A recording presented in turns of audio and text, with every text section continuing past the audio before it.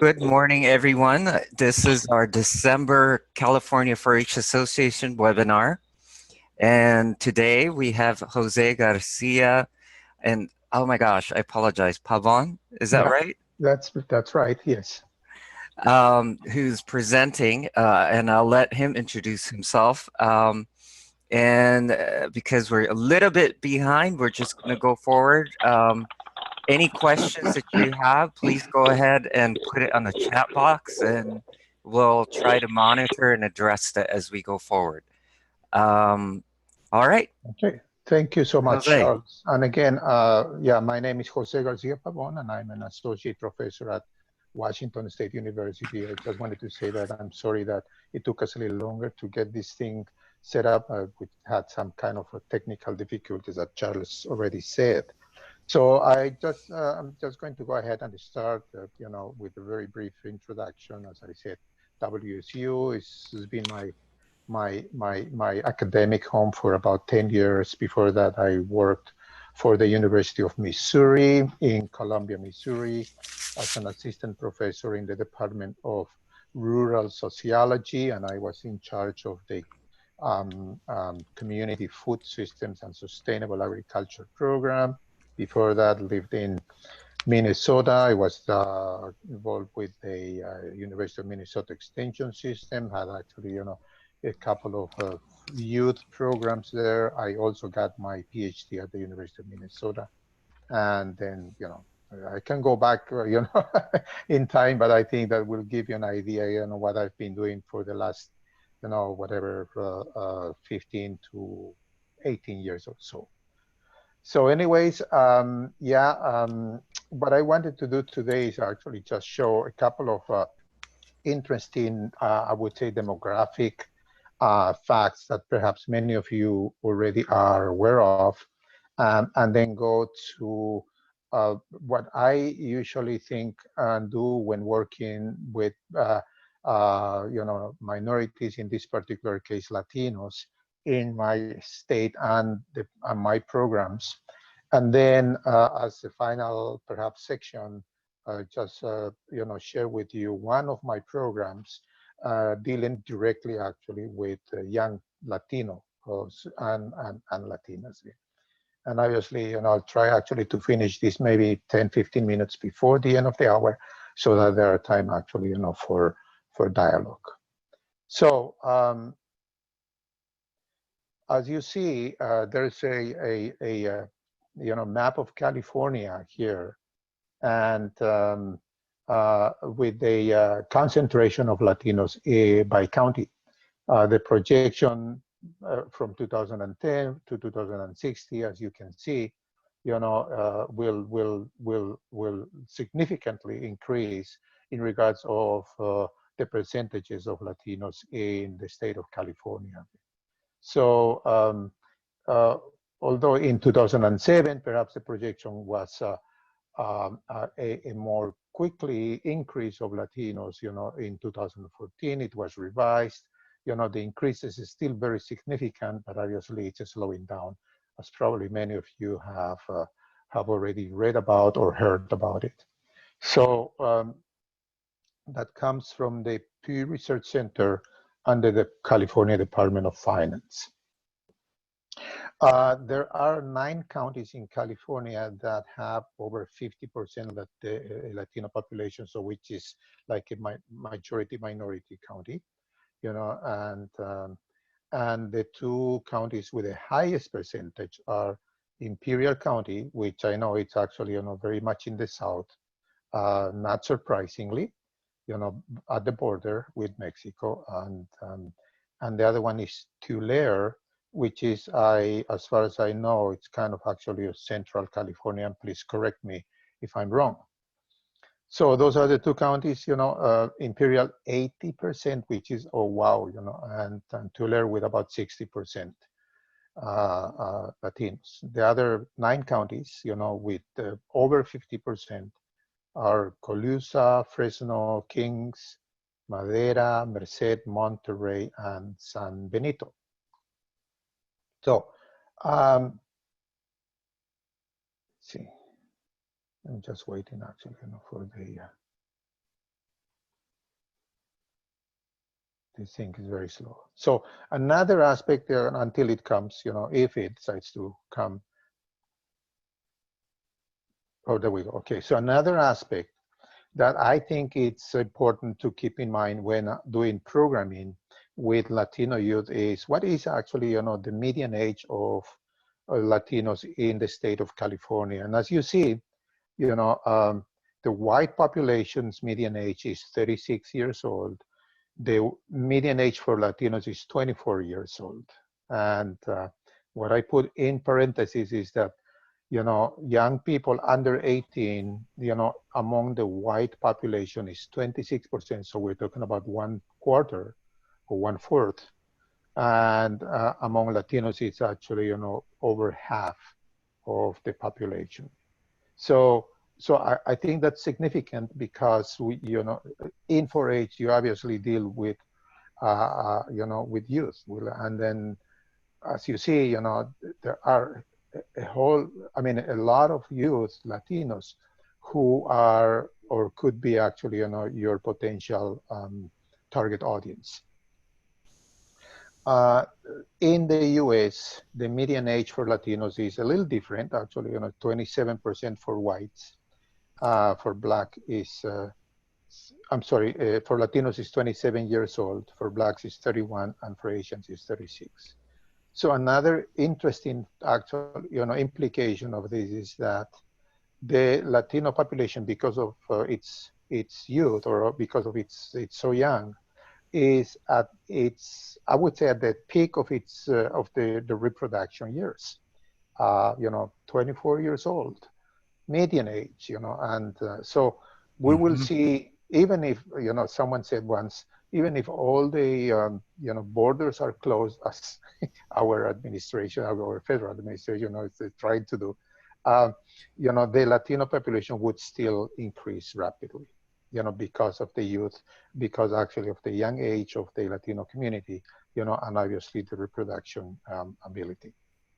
So another maybe interesting fact is that between 2000 and 2010, there were 4 million less white people below 18 years old and 4 million more Latinos below 18 years old. So the young population among whites is decreasing in absolute numbers, and the young people among Latinos is increasing in absolute numbers. So that would be the kind of the age aspect that I think it's important to keep in mind.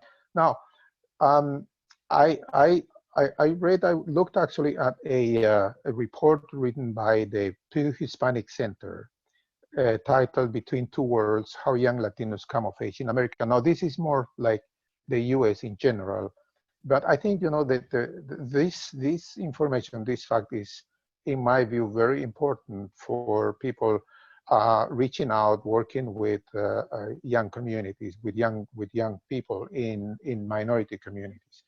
Among Latinos, as you see, 26% women age 19 are mothers. So we're talking about actually, teenage pregnancy here. It's 26% in the US. Now, I don't know about California, but I would think actually, that there are a number of, young Latina women who perhaps are in that specific situation, being mothers at an early age, teenagers.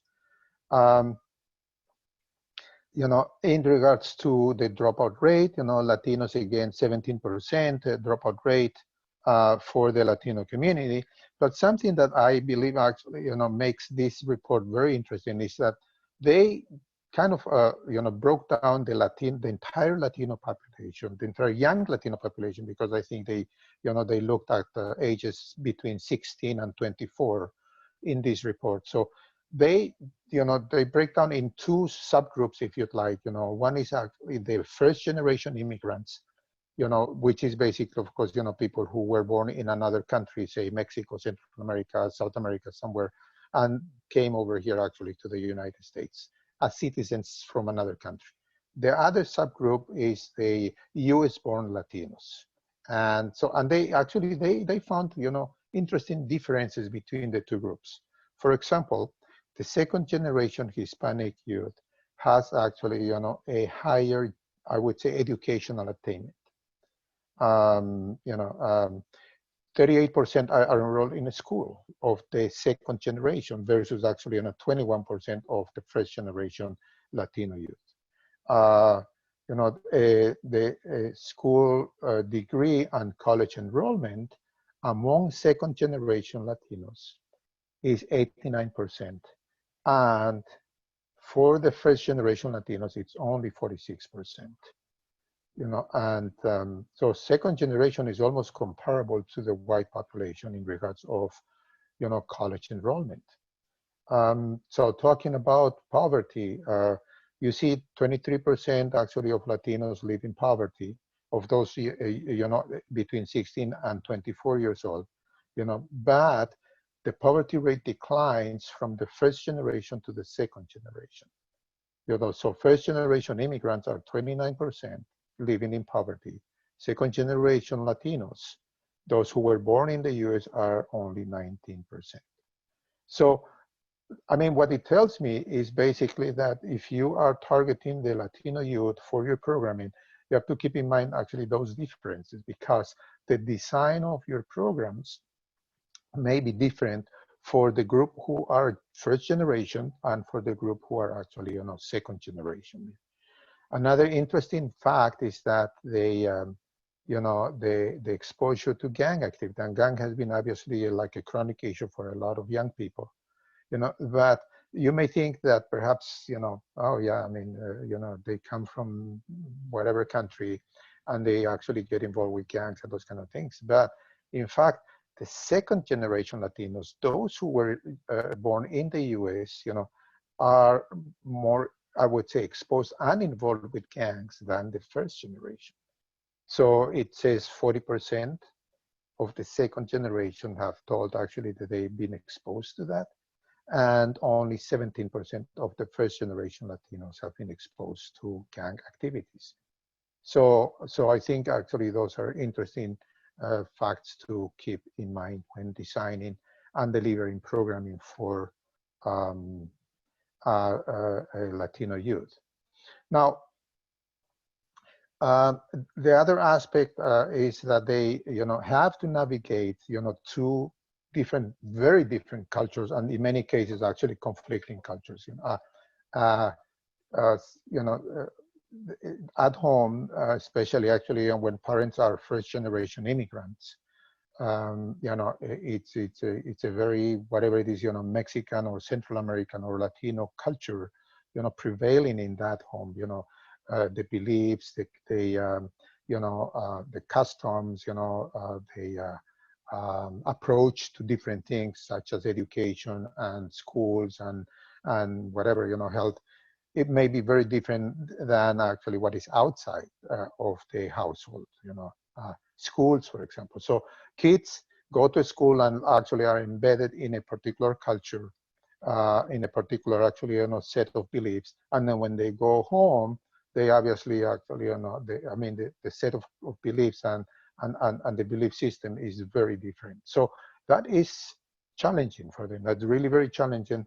And obviously there's also the generational aspect to take into consideration. So, and I can see it actually in my, I have two daughters.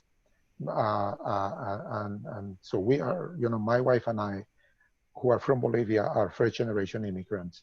My two daughters are actually second generation. And I see how things play, when they come home from school and when they are in school. And that represents obviously a challenge, not only for them, but also for the parents.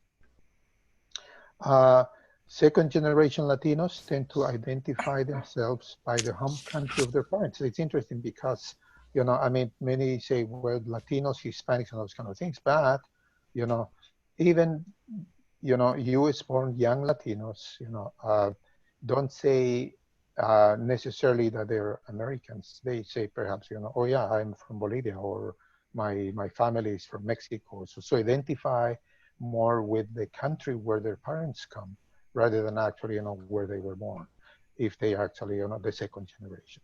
And and saying actually, Hispanic or Latino is even less. So that identity of, being Hispanic or Latino is something that, they don't use that very much. It says actually about only 22% said that they identify as Hispanic or Latino.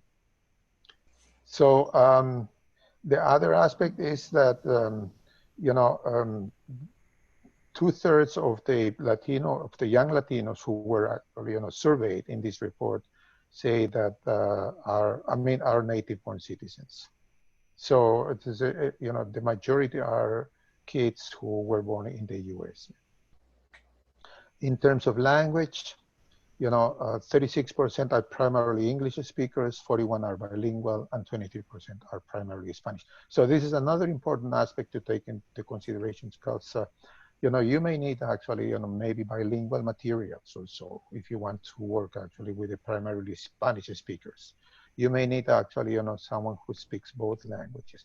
It's not only bilingual, but also, bicultural. And finally, in terms of aspirations, it's almost 90% saying that actually career aspiration is very important for them. Now, what I find interesting is actually, although they place such a high value to career and education, there are actually, large dropout rates in the thing. So it's a little bit, there might be some factors, some barriers, some things actually that, force them, so to speak, actually, to leave the school.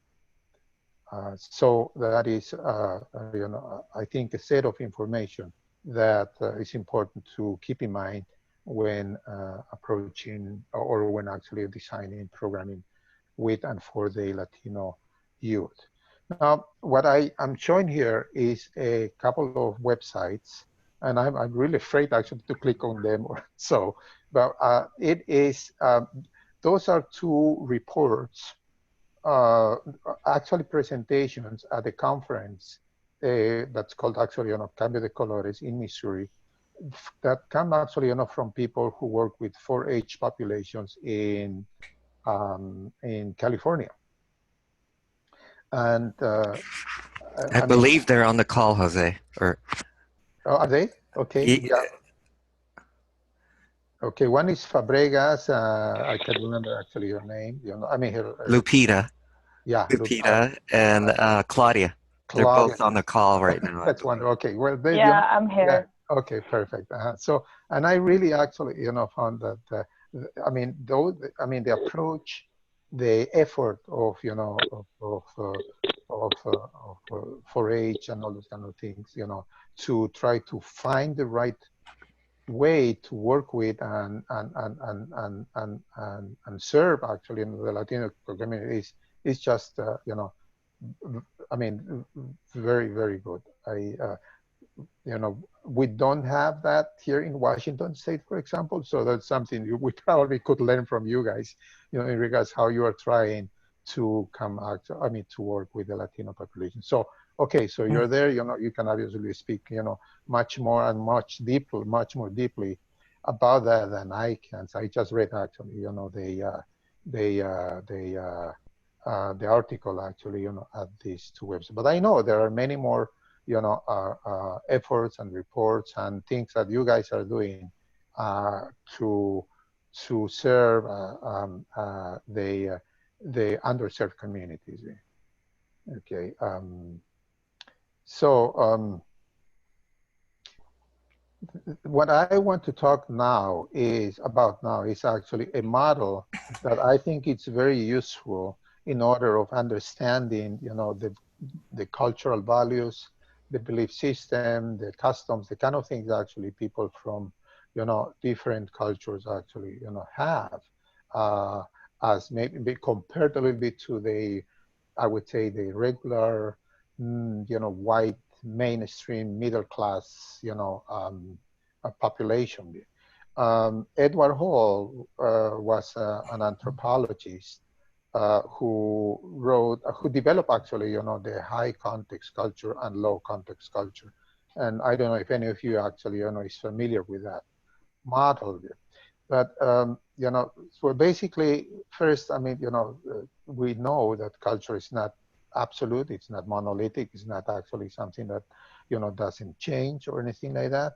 There are many factors that, play a role in when people make decisions or what kind of decisions make or what kind of behavior actually they take, such as the education, socioeconomic status, family situation, relation, etc.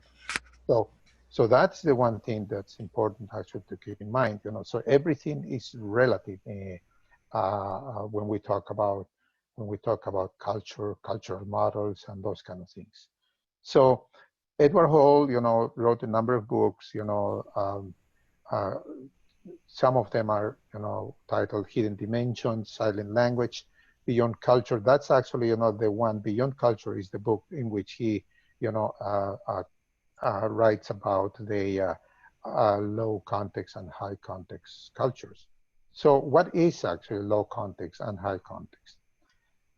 Low context, what he says is that actually low context is when, people are, I would say, focused on what I do, how I communicate and relate to other people's, I would say, you know, uh, my accomplishments, my um, um, you know, uh, connection to the world, to other people, to or my needs. So pretty much, from this perspective of I am the center, and I'm actually, going to deal and manage actually, the world around me. So that's the kind of the mentality. That's the approach.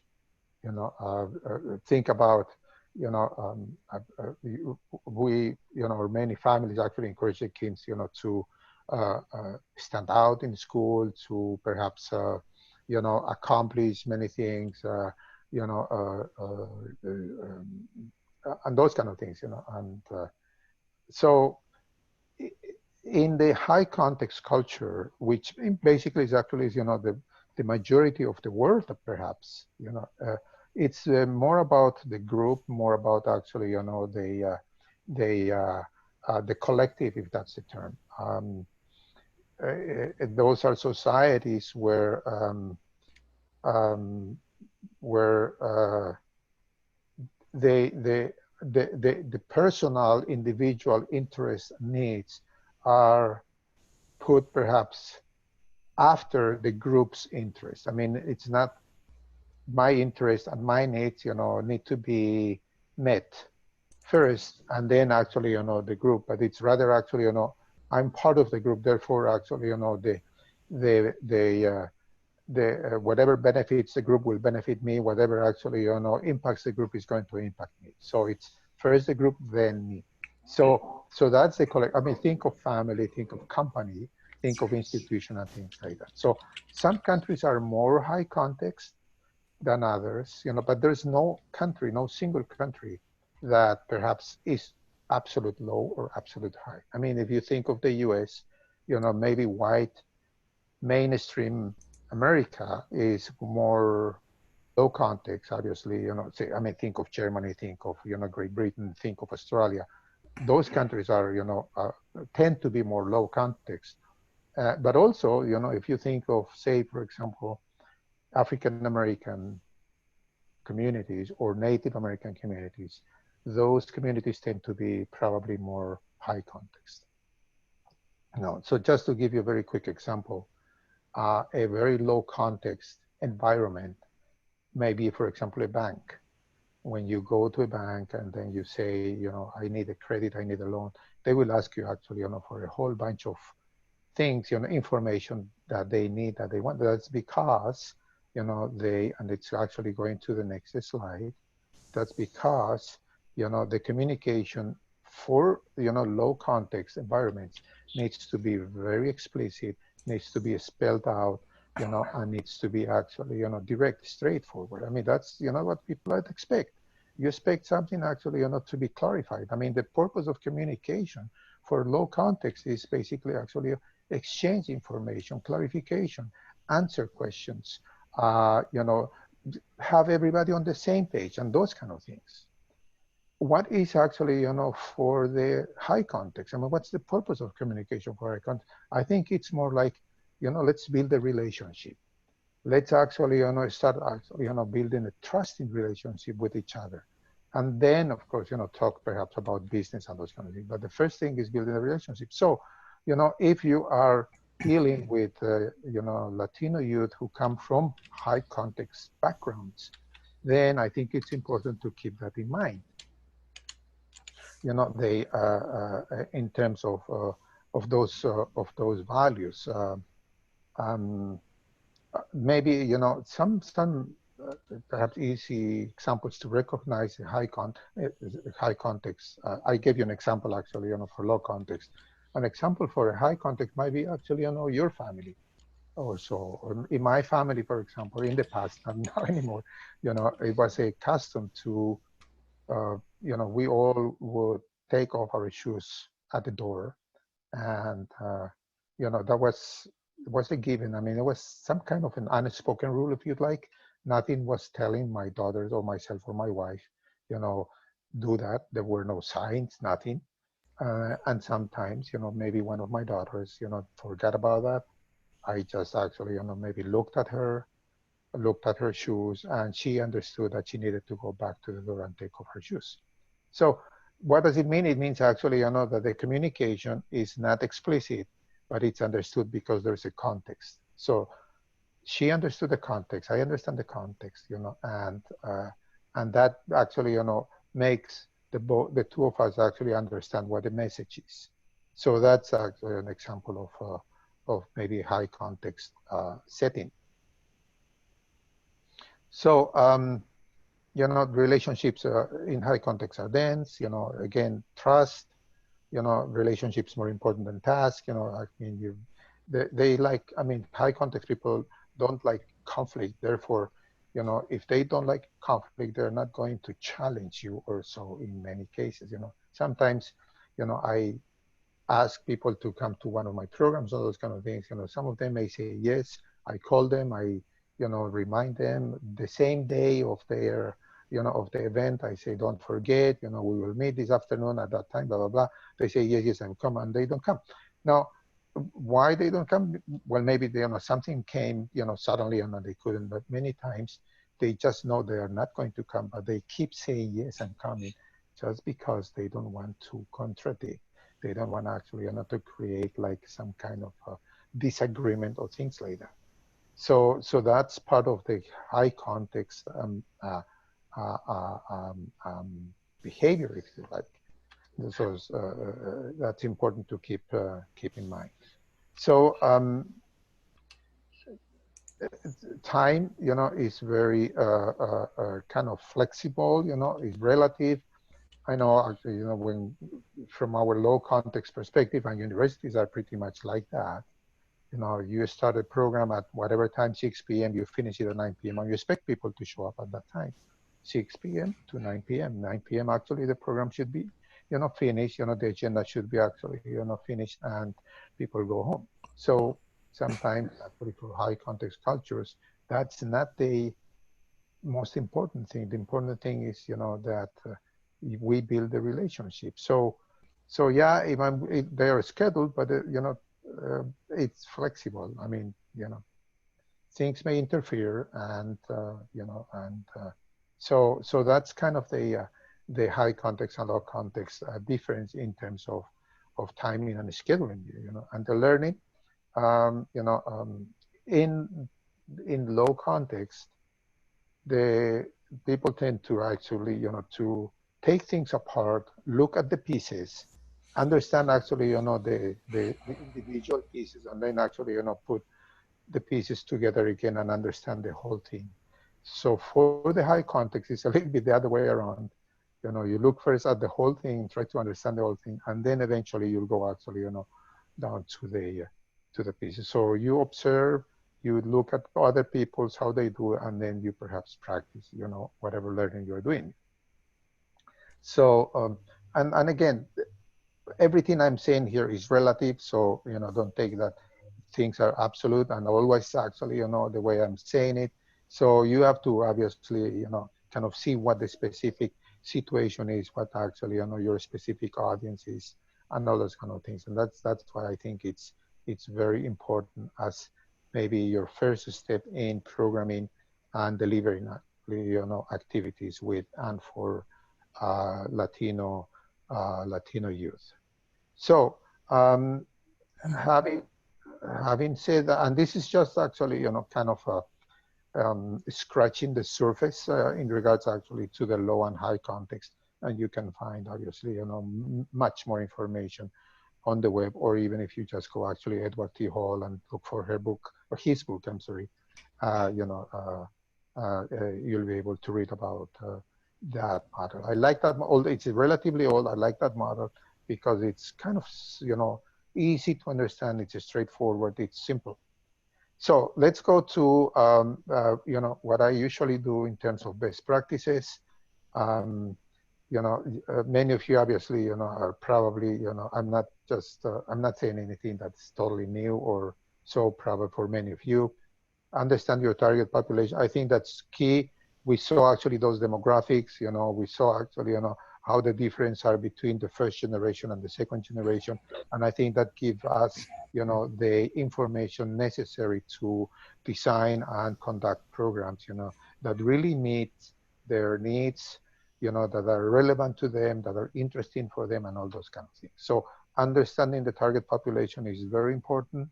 Another important aspect is reinforcing Latino values. In other, actually, another column for for effective delivery to me is the relationship building. As you saw, high context plays a lot of value in building the relationship. So building, relationships with communities and with community leaders, perhaps all those kind of things, will be very important in terms of them providing the programming. So reinforcing Latino values, people prepare food at home, eating together as families, and those kind of things are important. Connecting with local organizations and community leaders. Sometimes I call them cultural brokers. If you haven't been in the community, if you haven't been working with the community, I think, say for example, churches, schools, cultural centers, people who are already familiar and are already actually recognized in the community would be really helpful if you want to start actually something, in a particular Latino community with actually youth. So, and, you know, um, as I said, frequent and fluid communication, I gave the example. I keep inviting people over and over again, reminding them over and over again, because planning in many ways, for Latinos, and I learned actually, to plan, not in Bolivia. In Bolivia, there was no such thing as planning. I mean, I learned it when I left Bolivia, and when I went to Germany, and I got my first degree in Germany. So it was there where I actually learned, oh, okay, I need actually to start planning things, activities and all those kind of things. So it's important to kind of, keep that type of fluid and frequent communication so that people can remember and attend the things that actually you organize in terms of activities, events, trainings, and so on. So you know, transportation, childcare is important, especially if you're working with volunteers.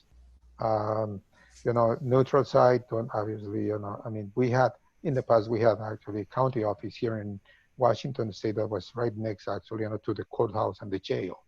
So, I mean, people Wow. do not necessarily actually, be attracted to, going to the extension office because of that. I mean, dealing with authorities for some is actually, maybe they don't want to do that. I mean, for whatever reason, documentation, maybe Mhm. past experiences with authorities, in their home countries or something like that. Remember that, although contributions from you and the audience are different, they are very important both. So, materials to the translation material is something that, I mean, I've seen translated materials that I just felt, very offended because it was just so, so wrong, so confusing, so misleading. I say, you need to put the effort to have materials that are actually translated. Um, Whatever issue you have, it's very important. I think it doesn't apply only for Latinos or for high context.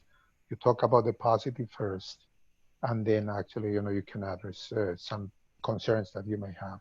Patience, very important, and I think it's also very important to be on the long haul in the community, to support the community and give the assistance, you know, uh, popping in and popping out, because of whatever it is, actually a couple of year funding available or so may not work necessarily actually, very well. So with that, I want to share with you one of my programs, one what we call Latino Leadership Initiative. Actually, I put here training, and it was basically actually, an effort between my program, WSU Extension Latino Community Studies, a nonprofit called Latino Leadership. No, I'm sorry. What's that? Latino Educational Training Institute, and and three community colleges and some other partners. Well, what we recognize is actually, that there are no leaders in the state, in particular in areas with high Latino concentration. So that was kind of the diagnosis. This woman, Rosario, who is actually the director of the nonprofit, met with us, with a bunch of people saying, what can we do about that? And there was no training for Latino youth and young adults. So that was the situation a few years ago. So we established some relationships, some partnerships with all these and other organizations. This is WSU Extension, Everett Community College, Skagit Valley College, Edmonds Community College, all in actually 2 counties north of Seattle. Leti is the nonprofit, and ITASC is actually the Economic Development Association of Skagit County, so one of the counties where we conduct this program. So we built actually, that partnership and came up with some kind, with this training program targeting Latino college students in 3 colleges, as you saw the logos, Skagit, Everett, and Edmonds. Some other partners that we actually, work with was the Consulate of Mexico, state representatives, leadership programs locally, that don't target youth, the United Way Foundation and others, the cities, the 3 cities, Everett, Linwood, and Mount Vernon. And so then what we did is, once we had the partners, we, let's see if it comes, let me try again. Okay, so well, anyway, what we did is actually our objective was to train and prepare Latino college students for, to become actually, multicultural leaders. And, people who are visible, are influential at local, state, and national levels. Here we go. And then, the training itself, and see if it comes, okay, the training itself, well, I mean, we recruited the students, we work actually, with the student advisors. There were application forms. Obviously, they had to go through a process of selection, and then, in terms of the content, we had, for example, panel discussions with Latino leaders, say, for example, elected officials or the mayor of the city or things like that. We had presenters talking about appreciative inquiry, what is cross-cultural leadership.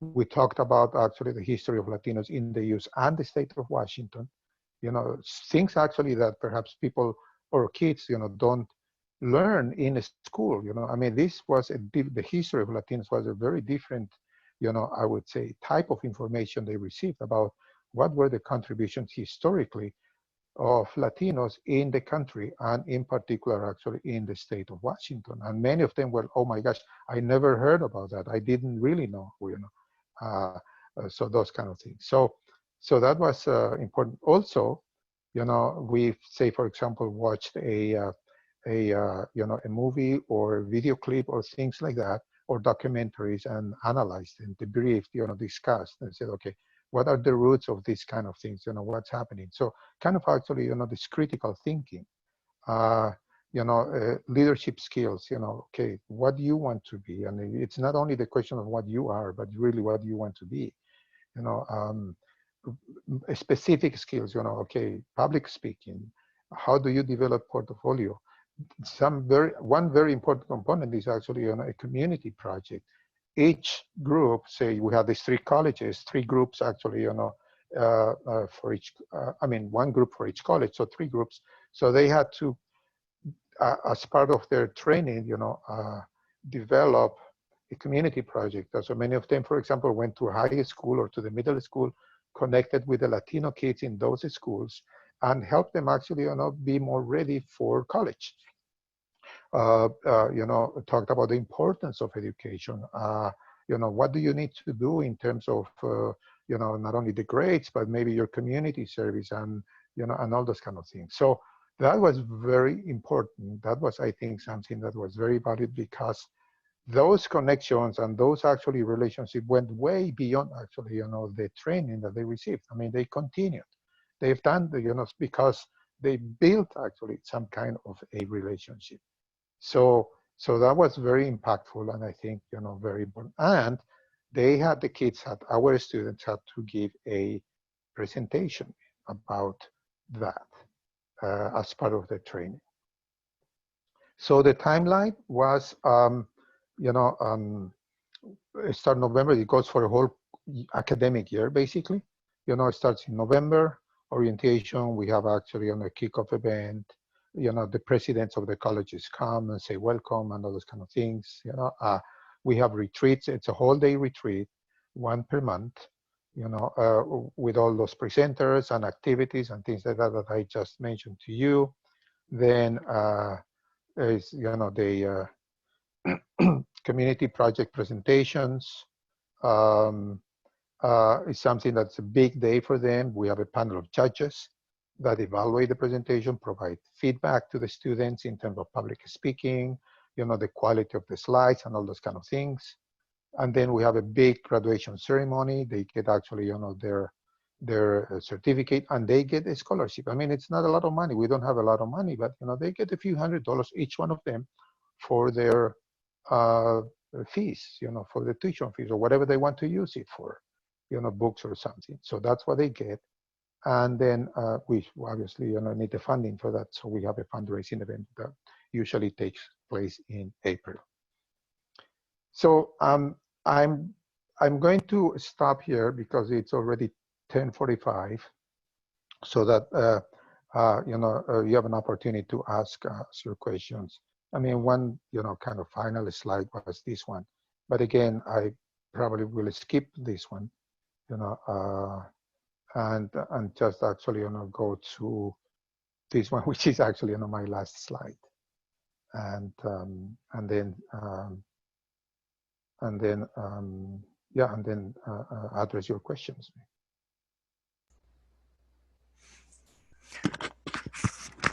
And I cannot see the chat thing here, so Charles, I guess you will have to read it for me or something. Yeah, I can. Thank you. I learned a lot, and it's kind of I think it's really interesting that you shared the thing about taking off your shoes at home. Oh, That's something I still do. okay. Thank you for sharing that. Yeah, There are some okay. practices that we do that crosses cultures, and Yeah, I yeah, think that definitely. that's really cool that you shared that, Yeah, and and but also the messages and how we impart messages. That's where the differences come about. I totally agree with that. Yes. So, with the group, any questions? I'm looking at your chat.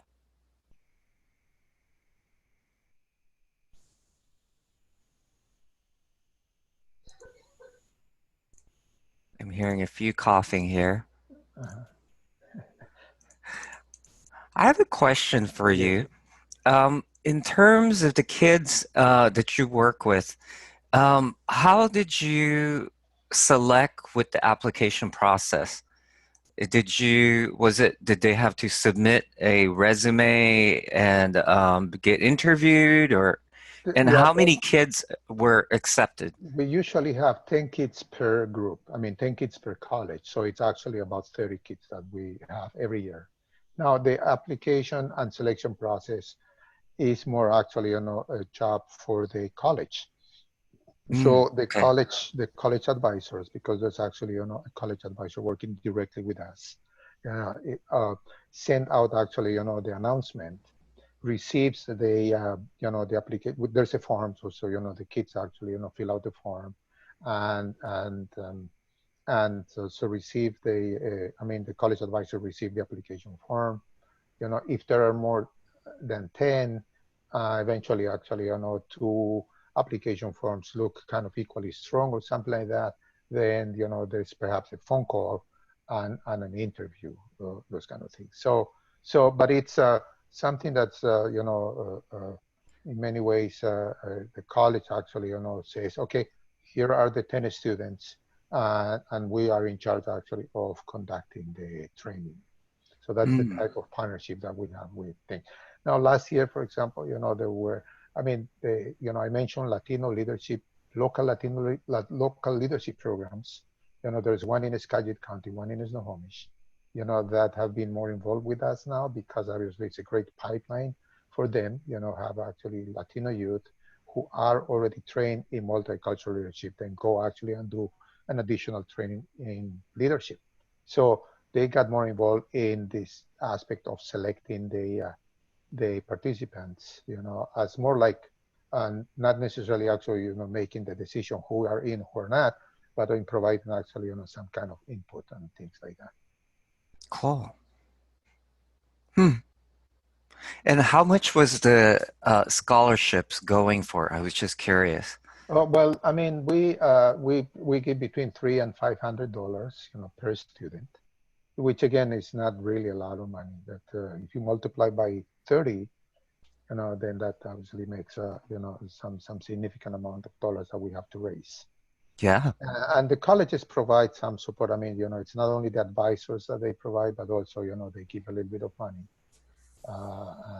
We have given some money, my program at WSU. But yeah, I mean, we look for sponsors, and, the fundraising celebration dinner or so is a very key part of our fundraising efforts. great. Thank you. You're welcome. Group, any questions? I don't see anybody. You know what? I either was totally and completely clear, or I just confused everybody. There are no questions. Or people are still absorbing all the information, perhaps, and they need a little more time to kind of process it. And that's why we're recording it. And they can relook the whole thing and kind of just take their time some more. I have one last question for you, which Sure. is, uh, yeah, Claudia says, I'm processing. Uh, She agrees. well, and I know I flew through the slides. I mean, I went really fast. So I totally understand that. Yeah, there's a lot of information that you shared, and I really appreciate that work. My last question for you had to do with this sort of this whole effort again, the Latino Leadership Initiative. How much was it under the umbrella of 4-H? Because I can't help but think when you were talking about the community service, some of the other actions. All those things come under citizenship, leadership, and life skills. So I'm just wondering how much was 4-H Well, engaged in that? honestly, Uh, just recently, I mean, we started this on our own. 4-H actually, was doing its own thing, and I was doing my own thing. Although I am a WC extension person, in my office actually, there's also 4-H educators and those kind of things. But we really never connected until perhaps 2 years ago or so. And actually, the connection was basically to ask, a couple of our 4-H educators to come and give a presentation to our students, about relationship, about leadership, and all those kind of things. So The next step, perhaps, would be to, and what I suggested actually, to the 4-H program leader is to, invite one of our graduates and talk actually, to the 4-H kids, in the county or so. I mean, 4-H has leadership training, and we have actually, leadership training here in Washington State and all those kind of things for 4-H kids. So, start connecting actually, our college students who already have actually, this kind of training in their pocket, so to speak, Right, and right. then one is to kind of, I would say, exercise their new skills, kind of put into practice their new skills as leaders, as public speakers, and so on. But the other thing is also, connecting the 4-H kids with people who, first are already in college, and second, actually, come from a different culture. I mean, 4-H has been, at least in Washington and many other states in the country, a very white organization. And they recognize that in Washington. I mean, they're very concerned about it. They want actually, to be more inclusive, more diverse, and all those kind of things. So that might be a venue, a way actually, to help 4-H kids actually connect with people from other cultures. And you're not alone in your state. Our state has the same issue. Uh-huh. So, Okay, so I see a question here. I was able to open the chat box. They said, do the youth receive college credit by participating in the leadership initiative? In one college, and that was actually, kind of a long process.